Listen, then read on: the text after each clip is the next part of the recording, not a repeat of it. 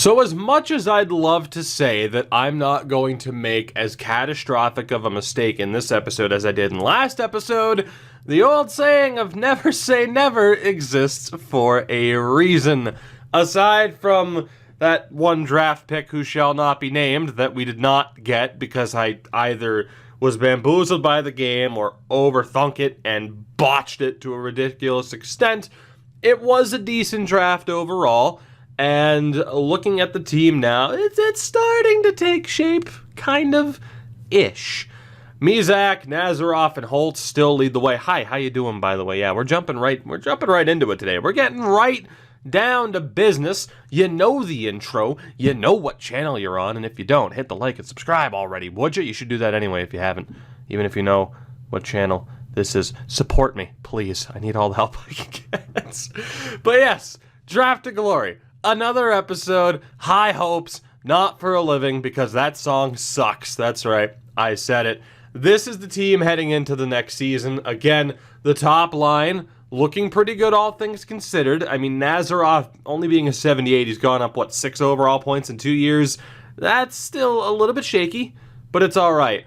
The rest of the team, though, again, we are going with the strategy of just playing our guys as soon as we possibly can. And whether or not that pays off, I mean, time will tell. We do have certain players with low potentials that I would love to see at least get up to the medium version of those potentials. That would be extremely helpful. But no real guarantees here. And yes, we are playing 49 overall Larry Cole on the fourth line. Defensively, Jamie Dowdy was our top pick in the last draft. He'll be playing next to Tarmo Renanen, who's only going to be here for one more season. He was one of our expansion draft pickups. It's the final year of that 3-year ELC that we had to sign him to. And really, Dowdy is the only defenseman of note that we have so far. But goaltending-wise, all things considered, it's looking pretty good. We picked up Peter Kluchek in the last draft. I really wish he was a higher potential, but it is what it is. He's next to Jan Bednar, so a very young goaltending tandem. But all in all, not that bad. I mean, AHL starting caliber, so we are kind of throwing them to the wolves here. But again, we'll see how well that helps out their development. The AHL, there's literally only one player that is ours that we care about, and that is Matthias Baran, who is not great. So yeah, the Glasgow Clan we don't have to worry about for a decent amount of time at this point. Quick thing to note, too, because we left the draft at the beginning, or we left the last episode after the draft and the beginning of the re-sign phase. Obviously, just, went through all of that off-screen, quick and easy. This is our coaching staff at this point, which has been reworked a bit. We have a top-notch head coach. Maybe not top-notch, but pretty damn good, especially with the A teaching. So that is going to continue to be a point of emphasis, just making sure that this team works out well, and just constantly having the best staff members that we can. Scouting-wise as well, the scouting department took a huge step forward, and again, all this has already been sorted. I actually remember to do a lot of that before an episode started, for once. So that's pretty cool. Now, I'm going to save all of us time. I'm going to jump cut to the end of the season, because let's be honest, this team is still going to suck. We'll take a look at how everything went, the progress reports and all that before we get into the draft. But as much as I could pad this episode's run time, maybe sneak another ad into the video, nah, let's just go forward. It'll be okay. All right, we have arrived at the end of the season, I think surprisingly so, with 13 wins on the year. Hell of a lot more than I would have thought, given what this team looks like at this point in time. Although, as far as the final place in the standings, it is confirmed. It's not confirmed for everyone else. Some people have 2 games left, so let's get that over and done with. There we go. Boris Nazarov leads the way with 55 points, 22 goals on the season, showing up as a 79 overall right now, which is very promising. Although Alex Holtz also had 55 points, only 14 goals for him, however. We'll take a look at the forwards first. It was Gamble with 43 points, still a low bottom 6. And Mizak with 30 points on the year on that top line. Not as effective of a goal scorer or a point producer as of yet. As you see the rest of the points there, it's pretty rough. Larry Cole, though, had 4 points, 4 goals. He's a regular Brandon Peary Defensively, yes, Jamie Dowdy finished with a minus 99 rating on the year. 34 points for him, 33 for Renan, and we'll see if he ends up getting picked up by anybody. Probably not. Of course, he won't be here next year. Goaltending-wise, a fairly impressive .893 save percentage for Kluchek, with Bednar rocking an .872. Not as ideal, I would say. Let's take a look at what happened around the league. We'll start off with the goaltenders because we're already here. Matt Murray, the only goalie to break 40 wins on the year. The shutout leader was Braden Holtby with 9. He's in Colorado at this point. And the Vezina winner is likely to be Tuukka Rask. I think it's going to be Tuukka Rask. Gibson, Jones, Leonard. I think it's got to be Tuukka. The Calder, for the hell of it, because again we're already here, is likely going to Lucas Raymond in Montreal, who we could have had and ultimately did not take. Josh Norris, maybe an outside shout. Jordan Kyrou also broke 50 points. And Peterman, that German from the last draft, also looking pretty good. From the defenseman category, 87 points for Erik Karlsson, the only defenseman over a point a game this season. And for the forwards, Stamkos and Kucherov killed it. Nathan MacKinnon, 1 of 3 to break the 100-point barrier. Ovechkin, 49 goals. He will undoubtedly break Gretzky's record. He has in every single franchise mode that I have seen thus far this year. So that's going to happen. So in terms of the playoff structure, I mean, obviously we know we finished dead last in the league, which is good. Whether or not we end up with the number 1 pick, I don't know. I haven't taken a look at the draft class yet either. I'm leaving that for this part of the episode so we can all see what players we won't get, and it'll be soul-crushingly depressing, but that's okay. Tampa, Toronto, Boston, and Buffalo make it out of the Atlantic. In the Metro, Pittsburgh, Philadelphia, Carolina, and New Jersey. In the Central, it's Colorado, Detroit, and Dallas. And in the Pacific, Calgary, Anaheim, San Jose, Los Angeles, and Vancouver. So the Penguins, the top team in the league. Edmonton finished second bottom. They and Arizona under the 70-point mark alongside us. Hooray. With 33 points. It's beautiful. So we'll sim to the end of the postseason, as we always do. And we'll take it from there. Of course, we'll get a look at who wins the cup, the awards, our progress reports for the season, and then we get to see with the draft lottery just how badly screwed over we're going to be. Because let's be honest, it's going to happen. We're probably not going to end up with a number 1 overall pick. If we did, Lafreniere would be a Mariner right now. He is not. Let's take a look at the draft class first, though. Actually, let's get a look at... Oh, my God, please. Oh, God, please let us get the number 1 pick. Oh, my God. Well, I mean, it's going to be Shane Wright or Murata. I mean, man, there's another top 5 German. This game's mocking me right now. There is no shortage of options in this draft, but there is only one that we want. Jani Hutanen, good God, has character issues. He's a Finn being compared to Solani, man. I don't care if he's the biggest asshole on the planet. God, Austin Matthews can partially moon a cop. People forget about it because he can score goals. It doesn't matter. Please let us get the number 1 pick. Oh, God. We're moving on from that. I'm sorry, Leafs fans. It's still funny. The Vancouver Canucks win the Stanley Cup, which is also hilarious if you really think about it. Oh, God. Just making friends with the entire country of Canada at this point. We'll see what their road to get there looked like, and of course we'll take a look at the winning team as they beat the Hurricanes in 7 games. The Calder Cup went to the Charlotte Checkers, so the Carolina organization almost pulled off the double. They were 1 win away from winning both, as the Canucks were led by Brock Besser from the looks of it. Besser, apparently it is Elias Peterson, although people are still going to say Elias Pettersson because, hey, as long as you know who the hell you're talking about, right? Aside from Zemgus Girgensons and Jordan Wheel, that's the exact offense that they start with. Defensively, Hughes, Myers, Stetcher, they added Brant Clark, Ryan Murray as well. So, an interesting defense, and Thatcher Demko and Henrik Lundqvist. You know what? Good on you, Vancouver. You got the king a cup, even if he did it as the backup to Thatcher Demko. So, there you go. A victory for the Canucks. Let's take a look at the awards before we get our hearts broken by the lottery. So, we have seen Carolina, Tampa, and Vancouver win the Stanley Cup in the series thus far. Stamkos wins the Art Ross and the Hart for the third year in a row. Sergachev wins the Norris. Ladyvan goes to Barzal. The Calder did go to Lucas Raymond. Conn Smythe to Brock Besser. Tuukka Rask wins the Vezina. Robin Lehner in Jersey, no less, wins the Jennings.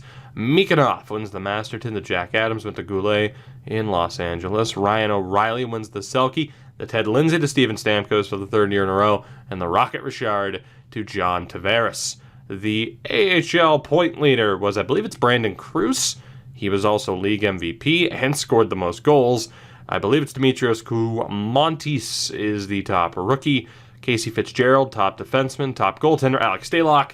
And the MVP of the playoffs, Peter Kochetkov. Kochetkov. There's a couple of different ways to pronounce it. It's fine. So there you go. That sums up Season 3, with the exception of our progress reports. And then again, we'll get to the lottery results. So Alex Holtz rocking an 83. You have Nazarov at an 81. Both looking pretty damn good. Dowdy only up by 1, but he's to an 80. Kluchek at a 75. I don't know if we've seen any potential improvements either. Mizak at a 75. Renan's going to be dropped, of course. Bednar to 72. No improvement for Gamble from a potential standpoint, or Heikkinen, which means, their ceiling is pretty low at this point. Clifford looking okay, but again, no drastic potential changes that I'm recognizing at least, which is pretty problematic, I gotta be honest. You have Sadikov up to a 70, Higgins and Cunning. Again, goaltending-wise, it's looking okay, but without any potential improvements, it could be rough. Larry Cole up to a 52, Baran also up to a 52. So, let's go ahead and get our hearts broken by the lottery. Will we have a number 1 overall pick with a Finnish franchise forward? Oh, God, please. Please. Please. No. Come on, man. Oh, God. That hurts. That hurts a lot. The Columbus Blue Jackets get the number 1 overall pick. That sucks. That really, really sucks. Ovi retires early. Wow. I just talked about how he always breaks the record. This is the earliest I have ever seen Alex Ovechkin retire, at the end of Season 3. So he only finishes with 820 goals. Just when you think you know the answers, EA changed the question. Oh, Jason Spezza. Oh, he ended up back in Dallas, by the way. Speaking of heartbreakers, my God, that's unfortunate. Just a really, really weird retirement class. Burns and Shara, Bouwmeester, Ron Hainsey as well, and Ryan Miller calls it a day at 41 years old. In terms of coaching retirement, we did lose at least one, only one, Oscar Nilsson, as a staff member. I will actually pay attention to the interviews. Again, I didn't care to do this for the first 2 seasons or so because there are so many computer-generated players it doesn't matter. With Shane Wright, we pretty much already know. I know how good he is. We're not going to end up with him either, though. It's probably going to be Ryan Marotta. My God, he had a ridiculous point total for Kitchener. Patrick Kane comparison, medium elite. It's probably going to be Marotta. I don't remember what Matt Savoy is, but because I don't know for sure, I can't take him. I'm pretty sure he's a playmaker or a sniper. But, yeah, if I'm wrong and take him, I'm not allowed to keep him, is my rule for this. Again, if I select someone and they end up being a two-way, if I select Marotta, even though we know he's a sniper, but he ends up being a two-way, just change him. I'm not allowed to take Savoy. Yeah, I could, but again, if he ends up being a two-way, I'm not going to keep him. So it's just not worth the risk, essentially. But with Lambert, Joachim Kamel, we do have options, but I'm more looking forward to... My God, even Zach Newberry as a generator player is looking pretty good. And Zanata as a defenseman also not that bad.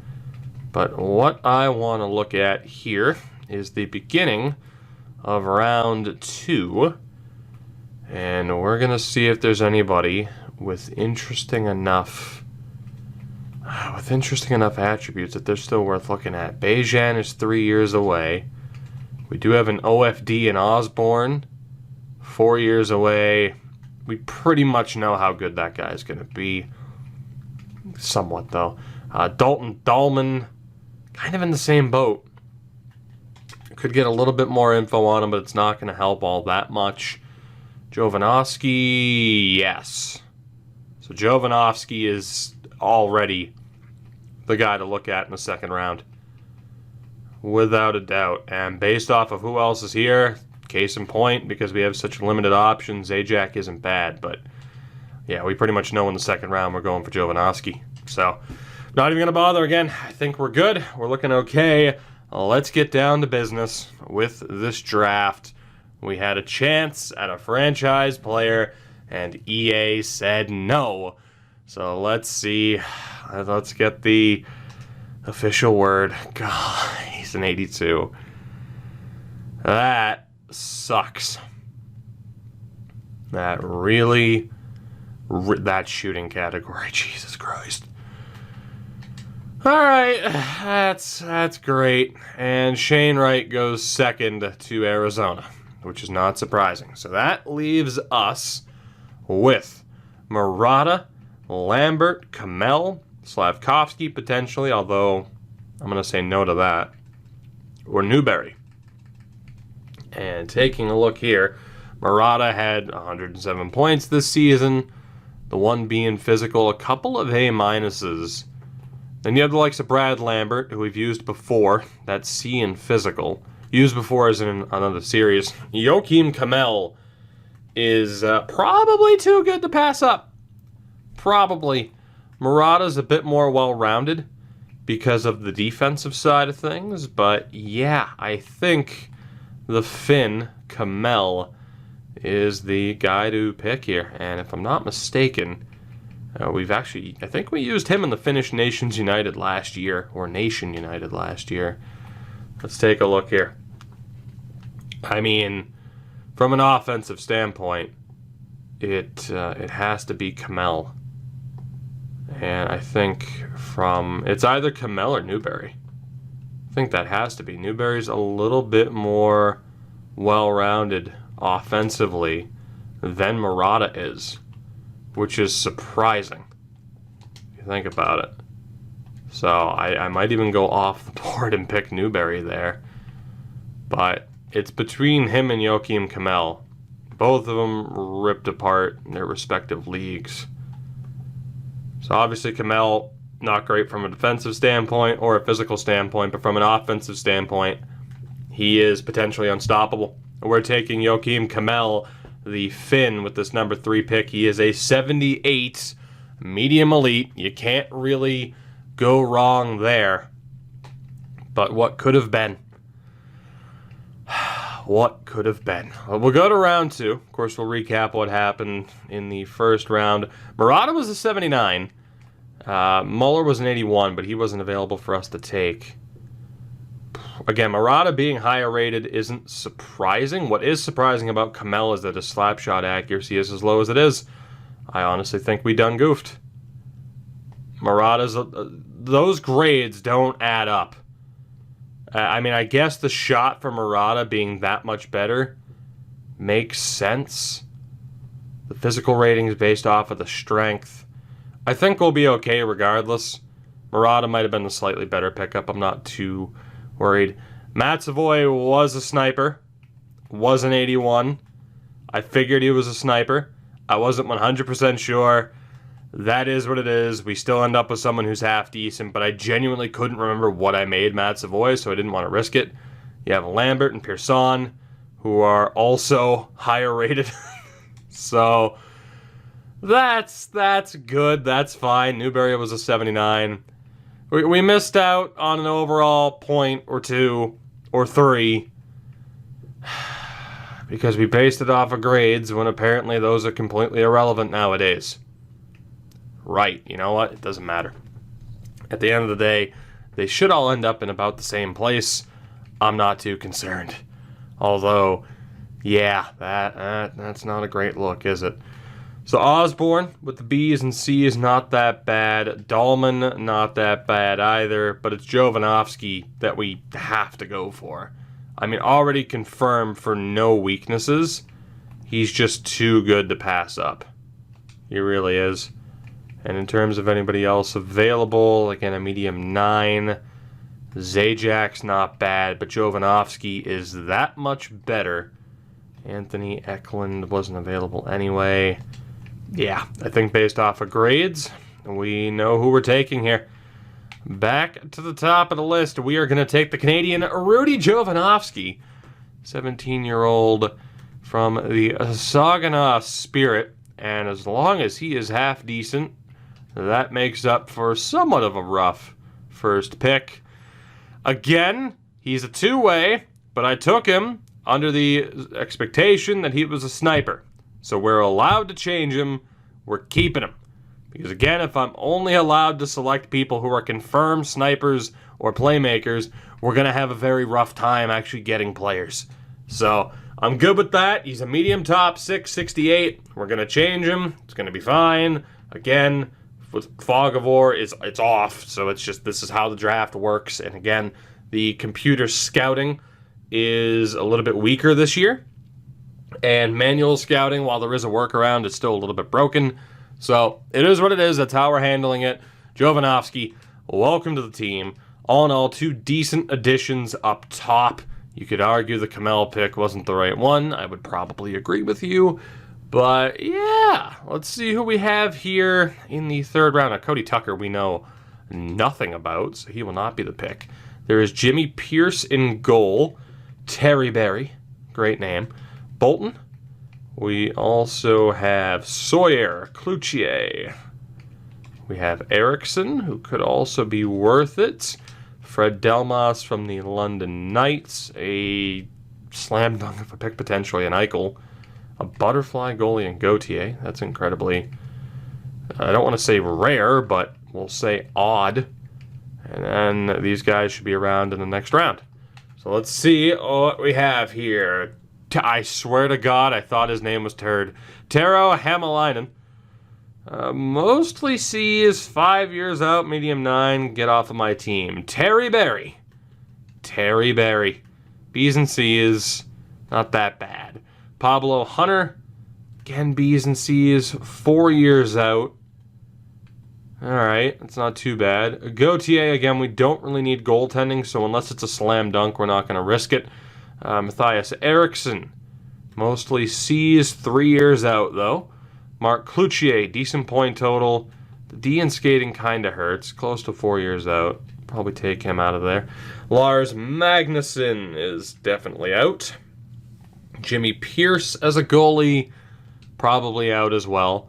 And then there's Isaiah Eichel, who I think wins. With that potential puck skills category, 3 years out, I think he's the guy. Delmas with B's and C's, 3 years out. Dominic Sawyer is the guy. Sorry to Eichel, we got to go for Dominic Sawyer. It is down to those two. Eichel is a little bit more of a sure thing, but ultimately we got to aim higher here with Sawyer. Again, Eichel is a little bit higher up there. He's younger. But no confirmed weaknesses for Dominic Sawyer. He's the guy. We're taking another forward, the hopeful sniper, Dominic Sawyer. No. Come on, man. You couldn't even be a medium top 6? Really? I mean, a medium 9 for this series isn't that bad. We need people to be bottom 6 options, but that's a heartbreaker. That's another heartbreaker. Tucker was a low elite playmaker, but again, he's the guy that we knew absolutely nothing about. Pierce was a medium elite goalie. That's just great. That's lovely. A couple of low 4s and low 6s. Barry wasn't that great. Is there anybody with like a slam dunk? If that Eichel guy is a low elite, I am... okay, he was low 6. I guess we did okay, all things considered. Probably should have taken the goaltender. But this draft, you know, it hasn't been bad. But we haven't exactly been knocking it out of the park, have we? Let's see who else we have here. Connor Clancy. We'll do the same thing. We'll pin all of the players available to us and then take a look and see what we have from there, just to make it quick and easy. So again, we'll go down to the point. That guy is a gem, Marko Norinen. We'll take a look, up until these players right here that are projected to be available to us in the next round. So Ronald Ross, decent point total, mostly C's though, 4 years out, that's pretty weak. Robbins, also pretty weak, he's out of there. Ross is probably out of there too. Marcus Ovechkin, the overage goaltender, that's going to be a no. Marko Norinen, we could take him just for him being a gem. He's the favorite right now. DeRoche is meh. Austin's a confirmed low 9, so no thank you. Kirill Grabeshkov, C's and D's, 4 years out. Still leaning towards Norinen. Jeff McCammond, another goalie that we just don't need. Ribeiro, decent point total, potentially decent shooting for a 17-year-old. Calle Oman, the O-man, another goalie who's just not needed. Lalancette, who, I mean, we do need defense. It's just not happening in this draft. And then there's Connor Clancy, who does have the good puck skills, but he's a medium 9. And we're probably aiming for a little bit higher than that. It's got to be Norinen. And we just got to hope for the best that our scouts hit the mark with this pick. So, hit the Marco, some might say. Marko Norinen, how good are you? You are a medium top 6, which is very nice. 52 overall. So, again, all things considered, it's been a pretty strong draft. Sawyer, he's okay. Kamel, we could have had someone with higher ratings, but all in all, I don't think it's that bad of a pick. I mean, the bottom line is we didn't get the guy that we wanted. The Savoy pick, had he just been confirmed as an option, we would have taken him. But because he wasn't, I'm not allowed to take him, and thus we didn't. So, all in all, it's a decent draft. I would love to get another defenseman or two here in the back half of this draft. It's just, hey, Julian Marchand, or Justin Marchand, I read that a bit too quickly, is probably our best bet. There's a fringe goalie that we just don't need. The only thing, though, is that it doesn't make sense to take a defenseman if I genuinely don't think there's a good chance that he's going to be any good, because already we're not seeing that much improvement in terms of certain players' potentials. It's just, it hasn't been a thing. So, we'll have to make the best of it. We'll take a look at, I know these guys are already past where our next pick is projected to be, but let's take a look at who we have here. So, Zach Troyanovich, decent point total. He's okay. A confirmed medium 9 in Kabanov, the overager, who I'd probably rather take than that guy. Ville Koskinen, don't have much to go off of there, unfortunately. Tristan Delmore, mostly C's. Again, it's not looking great. Malachi Martinez, hell of a name. Love the alliteration, but the rest of it's not looking good.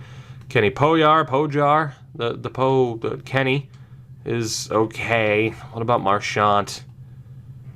Marchand's probably my favorite at this point, because again, we need a defenseman. Jose Fisher, also okay, but nothing overly ridiculous. Dimitrakos is pretty bad. Gogol is alright. You have Potter, mostly C's, but not looking that good. Edgar Montgomery, a decent point total, but not much else from there. Eric Ald from the Sioux is also okay, but not that great. Morozov's almost a confirmed bottom 6. McCauley is alright, but I like the other guy a little bit more. Low 9's awful. Springus could be okay. And then there's Battaglia, who we just don't really know enough about. I think we got to go for the defenseman. I think we have to. And we'll hope that Justin Marchand is at least half decent. We pretty much know he's an OFD. Let's go for him. Justin Marchand from the Halifax Moosehead is, God, a gigantic swing and a miss. And that is exactly the situation that I was just talking about in terms of him not being all that good. But the good thing is we didn't select him over somebody who might have had a chance to be a gigantic home run. So, in terms of other options available here, Surrey could be worth it. I highly doubt he's a medium elite. A couple of guys that are close to low elite, namely Ferlin, but I'm not trusting that. Nathaniel Malone. I thought Springus was a gem. I think it was the next guy. It is Jesse Cochran. Malone's all right. Cochran is an OFD. The Hungarian. I mean, I think he's got to be the favorite right now. And then there's also Bure, Kirill Bure, who's okay, but nothing too crazy. Jesus Asham. Not looking that good. I mean, we don't have much in the way of confirmed players at this point. I think we'll go with that that dude that we just pinned. Jesse Cochran, the overager, but he is a gem. We'll hope for the best, but it's close to being a confirmed actually, that is a confirmed 5 years. He's a gem, but he's going to take 5 years at 20 years old, huh? I don't think I trust that. But you know what? This isn't going to be good. He's going to be a really low overall. He's a 56 low elites. So, I mean, if there was any potential where a player would actually develop, it is with low elite. But I don't know. It's not a bad pick for the 6th round. Getting a long shot like that who actually has a legitimate chance to make it, it could be worse. But, yeah, all things considered, it's okay. Again, this hasn't been the best draft in the world. This guy's 4 years out at 20 years old. It hasn't been the best draft. It hasn't been the worst. All things considered, again, not getting that number 1 overall pick. I think we've done all right. Won't say we've been hitting home runs here, though. Jamal Thomas. There's an enforcer who I wish we could take, but this isn't Goon Squad. Philip Tanaski's not available to us. Bure was. I think we're just going to take that guy at the top. It is going to be Nathaniel Malone as our final pick of this draft. He's a 58, medium, bottom 6. Probably good enough to make the NHL roster next season, but obviously is not anything overly ridiculous. So, very happy with the Jovanovski pick. We will be changing him eventually to a playmaker or a sniper. Fairly happy with the Kamel pick, all things considered. Again, I think that's a fair compromise, is that we can only draft players who have that, who have sniper, playmaker, or OFD as what's listed during the drafts, and then we change it if it doesn't happen to be that that's what they are, which could be detrimental, because if they are a two-way, then hey, guess what? Yeah, it might actually not make sense. They might not have the shooting category that we need them to have to be effective players. So a look at the team as it stands. Kluchek and Bednar leading this defense, or really leading this team, the goaltending core. You can call it a part of the defense. Into the next season, although Sadikov, not too bad as an AHL option either. So like I said, probably not in this next batch of contracts, but Bednar or Kluchek, the latter, at some point down the road could be given up as an RFA, and we could make that work for us in terms of getting extra picks. That's the only way to get extra picks. Renanen's going to be dropped. That is fairly obvious. And I think the majority of players are going to be dropped here as well. Marchand, we're probably we're not going to sign him because he's in the queue, obviously. We could play him at the NHL level, I suppose. You know what? Screw it. We're just going to throw you to the Wolves at the NHL level. What's the worst that could happen? The rest of these guys are going to be dropped for now. A lot of them, I would say, are likely to come back, as they'll probably be the lowest rated options on the free agent list. But for now, we'll drop them and make the most of it. Winger-wise, Kamel is obviously being signed. Jovanovski is going to be signed. We're going to stick with the strategy of just throwing these guys into the mix as soon as possible and seeing if that works out for us. And then obviously once the NHL and AHL rosters are full, then we'll start relying a little bit more on leaving guys unsigned and seeing how they develop from there. But it's starting to take shape. I mean, obviously we haven't had a tremendous amount of late round steals yet. A little bit better lottery luck would see this team in a fairly interesting place right now. But it's taking shape.